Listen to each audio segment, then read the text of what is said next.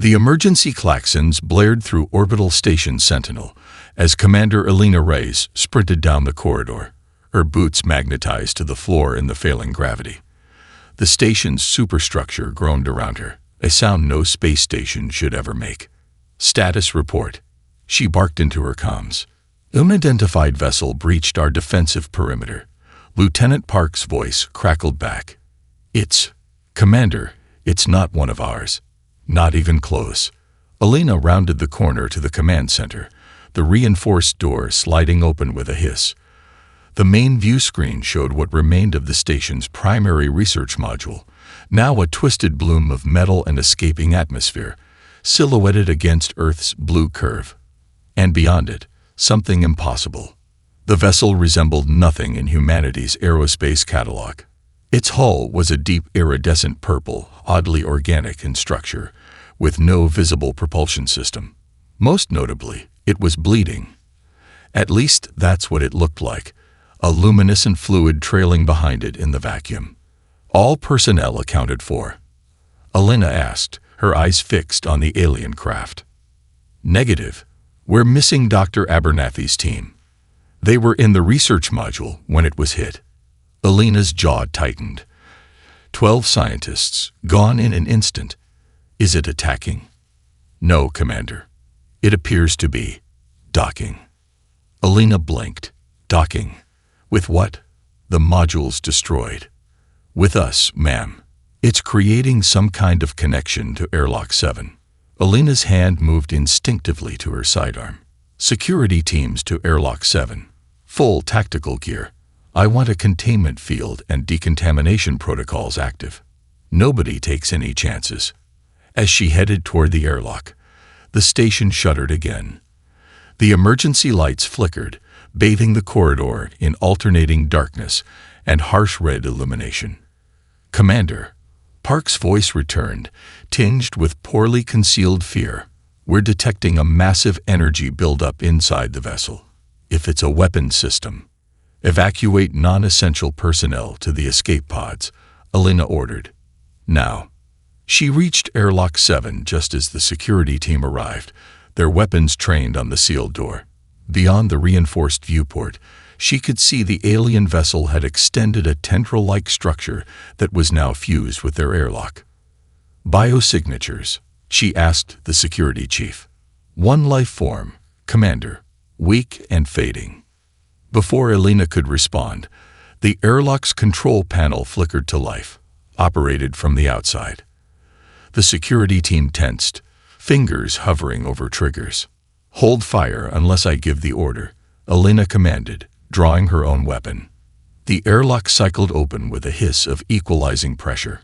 Standing there, or rather, swaying there, was a being unlike anything Elena had ever seen. Roughly humanoid but taller, with bluish-gray skin that seemed to shimmer with subsurface bioluminescence. Its eyes, 3 of them arranged in a triangle, focused on Elena with startling intensity. It was also clearly dying. Purple fluid, the same as the vessel had been leaking, oozed from multiple wounds across its torso. The alien lurched forward, collapsing to its knees. One elongated hand reached toward Elena, clutching something. A small crystalline object, and what appeared to be a metallic artifact, the size of a human palm. "Commander," Park's voice cut through her comms. "Additional vessels detected entering the system, much larger than the first. They're accelerating toward Earth." The alien's mouth opened, revealing teeth that seemed made of some crystalline substance.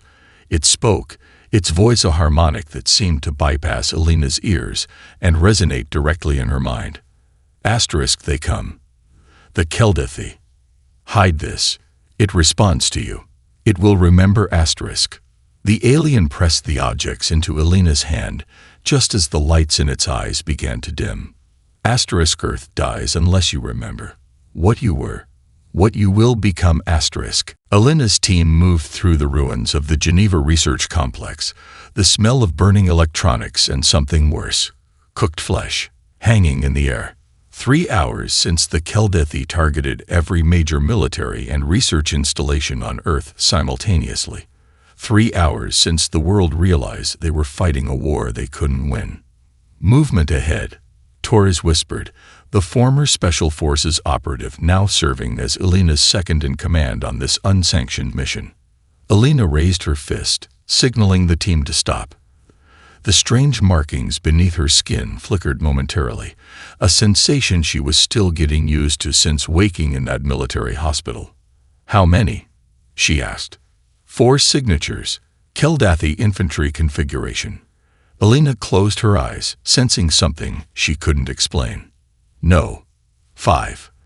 There's a scout class on the roof." Torres gave her a strange look but didn't question it. "How do you want to play this?" "We need that research data." Dr. Seto's team was working on analyzing Keldathi weapon systems. If anyone had found a weakness, it would be her. The distant sound of energy weapons discharging echoed through the hollowed-out complex. Another resistance cell, likely being eliminated. "We go in quiet," Elena decided. "Torres, you and Ortiz circle around to the east entrance. Chen and I will create a diversion." As they moved into position, Elena felt a strange tingling sensation. The markings beneath her skin, the ones that had appeared after the artifact had bonded with her, began to glow faintly. "Commander," Chen whispered, eyeing her arm with concern. "What's happening to you?" "I don't know," Elena admitted. "But I think." The world suddenly slowed around her. The falling debris, the smoke particles in the air, even Chen's blinking, everything moved at a fraction of normal speed. But her thoughts raced faster than ever. Elena could see the tactical projections of the Keldathi troops, their patrol routes, their sensor ranges, even the energy signatures of their weapons. It was as if the information was being downloaded directly into her brain. "Change of plans," she said, her voice oddly calm. "The primary target is moving. We have 90 seconds before they execute the prisoners." Chen stared at her. "What prisoners? How could you?" "Trust me." Elena cut him off. "Signal Torres. Tell him to target the northeast corner of the building. There's a power conduit there. Overloading it will disable their shields for approximately 8 seconds. As Chen relayed the instructions, Elena unholstered her weapon, a standard-issue pulse rifle that suddenly felt primitive in her hands. She knew exactly how to modify it for maximum effect against Keldathi armor, knowledge she couldn't possibly possess. The next few minutes were a blur of precision and impossible accuracy. Elena moved with inhuman speed and awareness, calling out Keldathi positions before they appeared, anticipating their tactics before they executed them. When it was over, 5 Keldathi lay dead, and her team stood unharmed, staring at her with a mixture of awe and fear. "Commander," Torres said slowly, "what the hell just happened?" Before Elena could answer, they heard a sound from within the lab, a weak human voice calling for help. Inside, they found a wounded Keldathi officer and 3 human scientists, bound and prepared for transport. "You're too late," the Keldathi said in perfect English, dark ichorous blood seeping from a wound in its chest. "The Archon knows about you now, Elena Reyes. You're not like the others." Elena knelt beside the dying alien. "What do you mean? Why are you here?" The Keldathi's 4 eyes focused on her, pupils contracting. "We came for what you carry. The Archon will tear this world apart to possess it, just as he did to your ancestral home." "My what?" Elena demanded, grabbing the alien's armor. "What ancestral home?" The Keldathi's mandibles clicked in what might have been laughter. "Ask yourself why that artifact responds only to you, human. Your species didn't evolve on this planet. You were hidden here." Its eyes glazed over as neural implants activated, dissolving the Keldathi's brain matter to prevent further information extraction. Elena stood slowly, her mind racing with impossible implications as her team watched in stunned silence. The bunker's lights flickered as another tremor shook the facility. Miles above, Keldathi assault craft were methodically bombing the Arizona desert, getting closer to their position with each pass. "They know we're here," Torres said, checking the structural integrity readings. "How the hell do they know we're here?" Alina stood before the reinforced glass chamber at the center of the lab, staring at the apparatus inside. A complex integration of human technology, and something decidedly not human. Cables and conduits led to a central platform, where restraints indicated a human subject was meant to stand. "They're tracking the artifact," Dr. Wong said, her fingers flying across the control terminal. The petite geneticist had barely spoken since they'd found her, the sole survivor of the facility staff. Or more accurately, they're tracking its activation signature as it interacts with your DNA. "You said this was a Cold War project," Chen said, examining decades-old paper files they'd recovered from a sealed vault. "But this technology, it's beyond anything we had then. Beyond anything we have now." Project Titan began in 1962, Wong confirmed, after identical artifacts were discovered at archaeological sites in Egypt, China, and Peru. All of them inert until 1959, when they suddenly activated simultaneously. "What triggered them?" Alina asked. "The first human with the right genetic marker touched one." Wong looked up, her dark eyes meeting Alina's. "Your grandfather, Alina, General William Reyes." Alina felt as if the floor had dropped from beneath her. "That's impossible. My grandfather was a career military officer." He never mentioned. He was sworn to secrecy. After the artifacts activated, the military discovered they contained information, technology beyond our understanding. But attempts to implement it failed catastrophically. Wong pulled up archival footage showing test subjects convulsing, their bodies breaking down at the cellular level. Human DNA wasn't quite right. Almost, but not quite. Except for those with this marker, Alina realized. Exactly. We've identified 107 individuals worldwide with the genetic sequence. We believe it's a dormant strand, incorporated into human DNA thousands of years ago, waiting to be activated. The facility shook again, dust raining from the ceiling.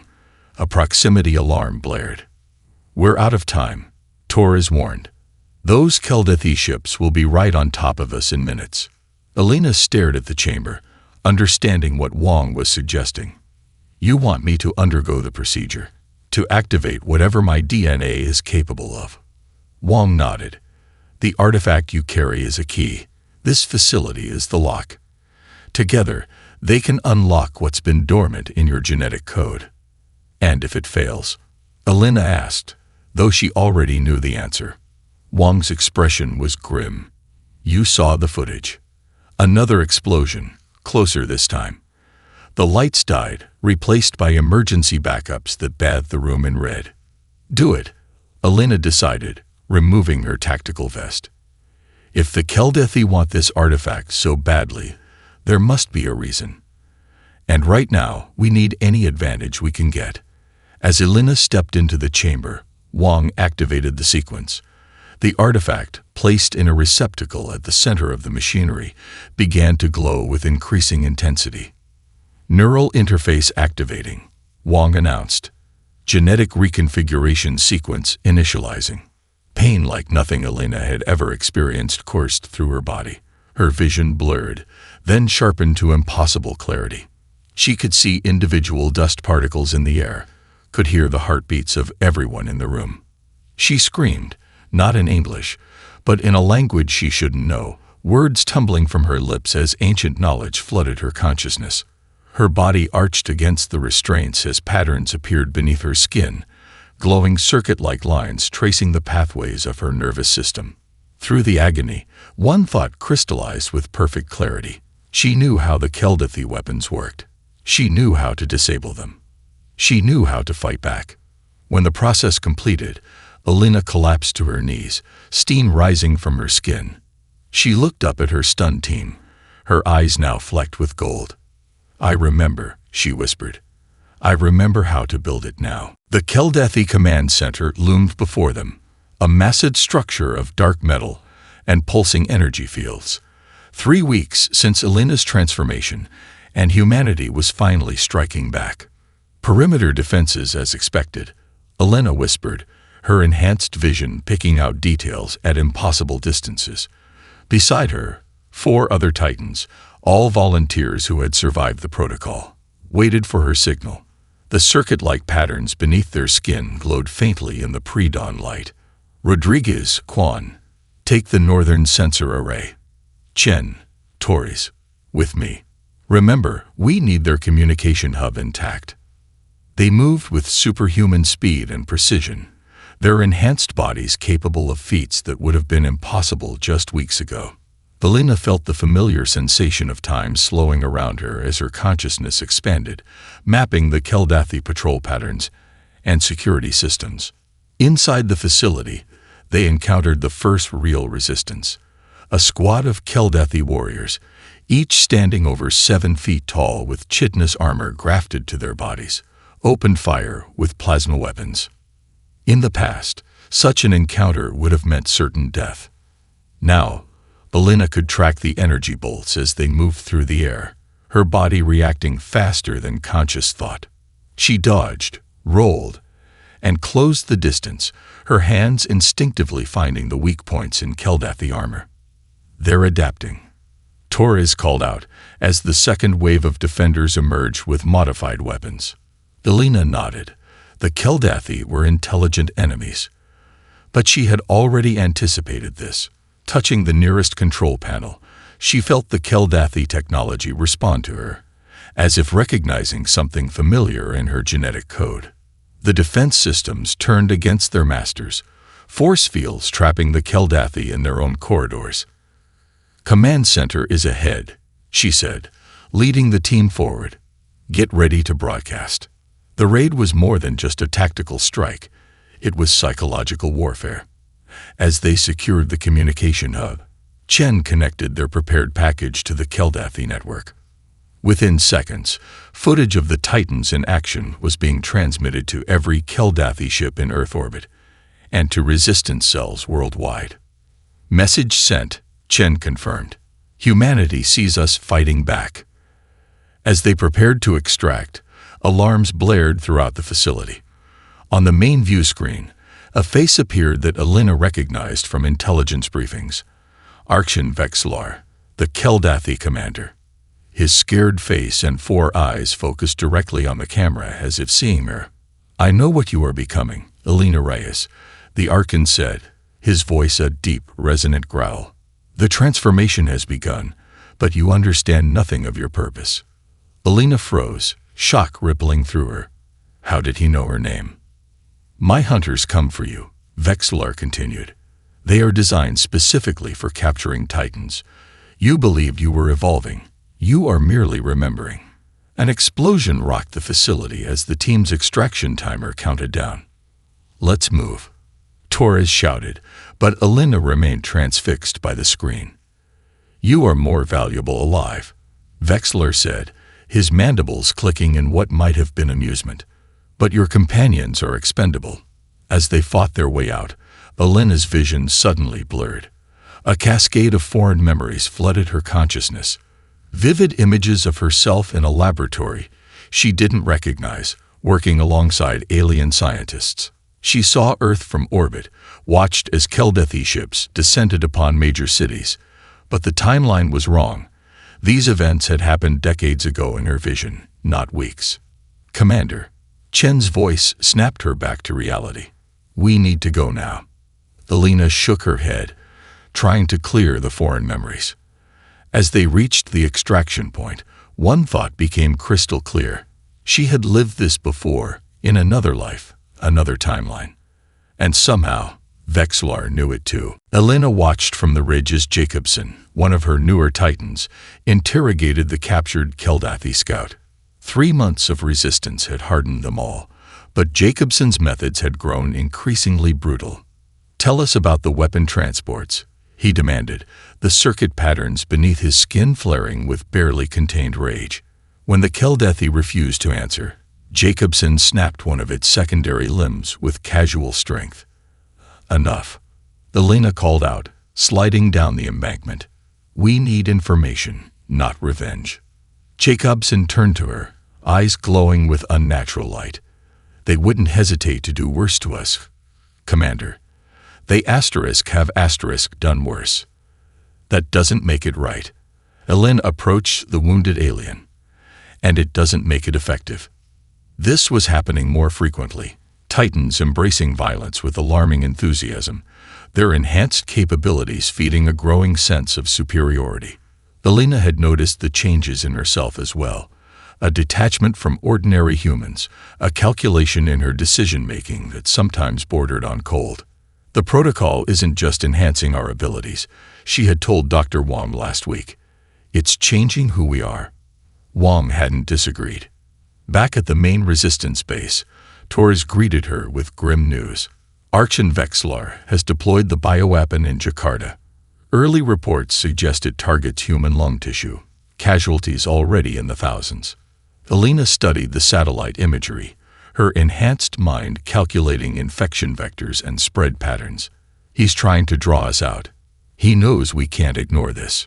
Can we? Asked Chen quietly. We have 23 Titans total. Earth's population is 7 billion. If we risk ourselves for every attack. We go, Elena interrupted. But smart. Wong's preliminary analysis suggests our enhanced physiology might provide immunity to the pathogen. If we can collect samples, she might be able to synthesize a countermeasure. The mission briefing was interrupted by a priority alert. Wong rushed into the command center, her usual composure shaken.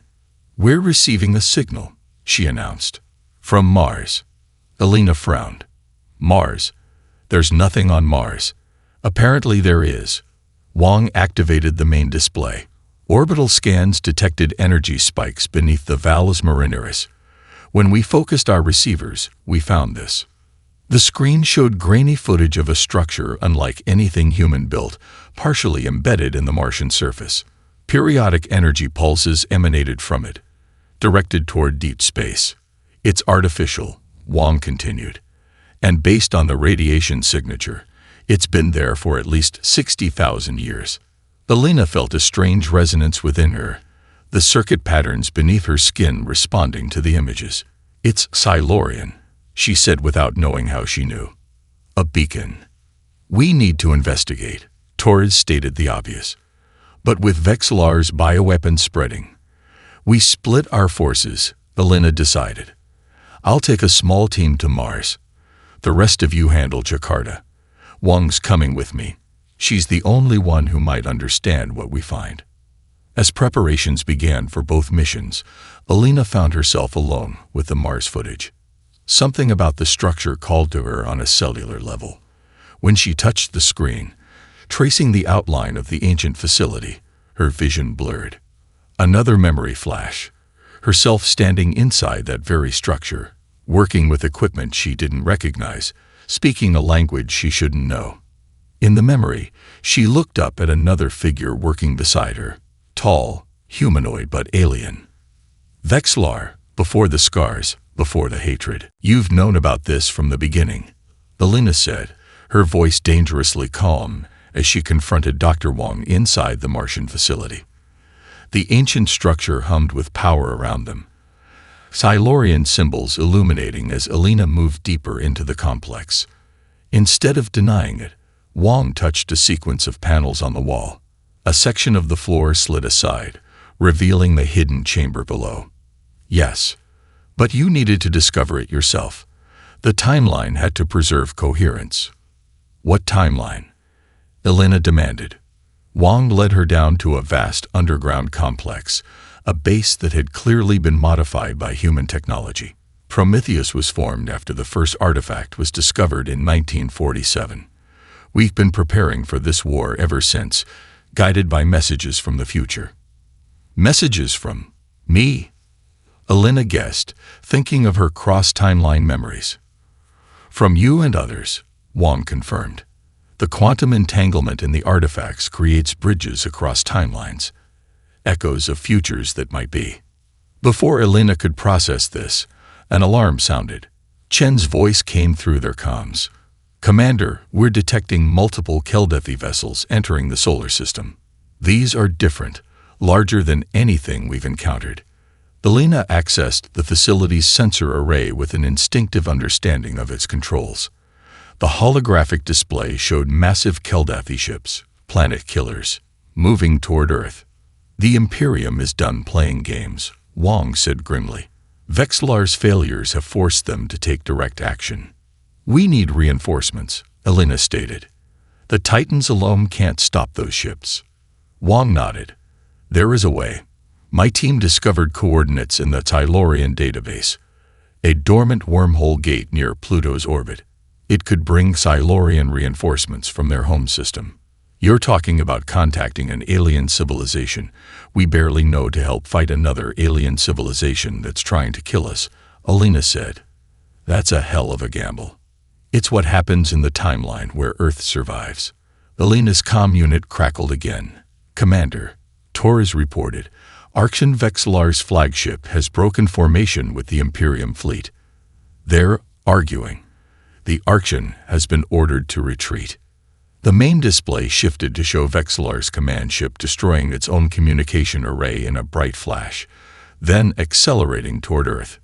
"He's disobeying orders," Elena realized. "He's coming to finish what he started." Wong's expression darkened. "Then we have no choice. We must activate the wormhole gate now, before those planet killers reach Earth." Elena assembled an elite squad of 5 Titans for the mission. Using the Martian facilities database, they prepared to pilot a modified Keldathi vessel toward the edge of the solar system. As they boarded, Elena experienced another memory flash, more vivid than any before. She saw herself at the wormhole gate, watching as a Titan connected to the ancient machinery. But the integration consumed them, erasing their original personality as the gate surged to life. She blinked back to reality, cold realization settling in her stomach. The gate would demand a sacrifice, a living pilot neurologically integrated with its systems. "Commander," Jackson, her second in command, looked at her with concern. "Are you all right?" Elena nodded slowly, not sharing the terrible knowledge she now carried. "Set course for Pluto," she ordered. "And pray we're not too late." The ancient wormhole gate loomed before them, a massive ring-shaped structure of unknown metal orbiting silently in the darkness beyond Pluto.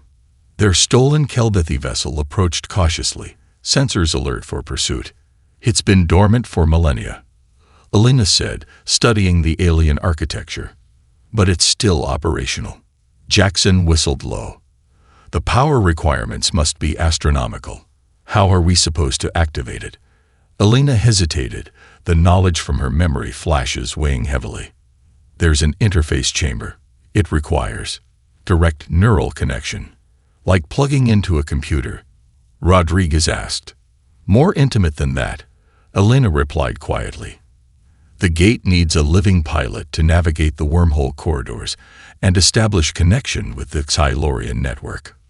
What she didn't say, that the process would consume whoever connected, overriding their consciousness with the gate's operating system.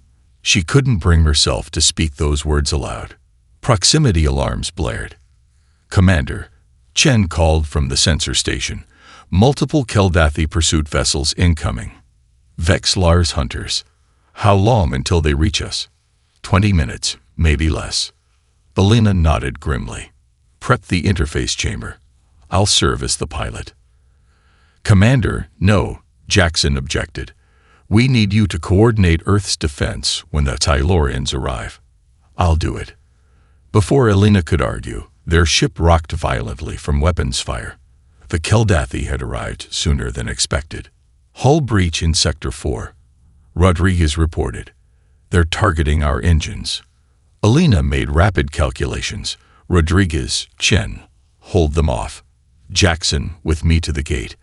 We have one chance at this. They launched toward the gate in the ship's only escape pod, while the others remained behind to draw off the pursuers. As they approached the ancient structure, its surface began to glow with symbols similar to those that appeared beneath Elena's skin. "It's recognizing us," Jackson murmured in awe. They docked at a small access port. Inside, the gate's interior was a maze of crystalline technology beyond human understanding. At its center stood a platform surrounded by interfaces that seemed designed for a being with more limbs than humans possessed. "This is it," Elena said. The neural interface. Jackson studied her face. You knew all along, didn't you? What this would cost? Elena nodded reluctantly.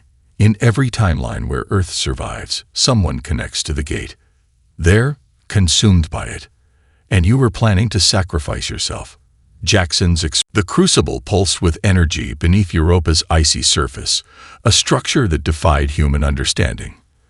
Elena stood at its center, facing her enemy and mirror. Orcs and Vexillar knelt before her, defeated but unbowed black ichor leaking from wounds sustained in their battle. Around them, the combined forces of humanity and Silurians secured the ancient facility after the decisive battle that had finally repelled the Keldathi invasion. You still don't understand what you've done, Vexillar said, his voice raw. What you've set in motion. Elena studied him, seeing past the scared exterior to the connection they shared. The same modified DNA, the same quantum resonance pattern. In another timeline, they had been colleagues, perhaps more. Then tell me, she said, no more secrets, no more manipulation. The truth. Vexillar's 4 eyes regarded her steadily. The Keldathi didn't come to conquer Earth. We came to save ourselves, to save all sentient life.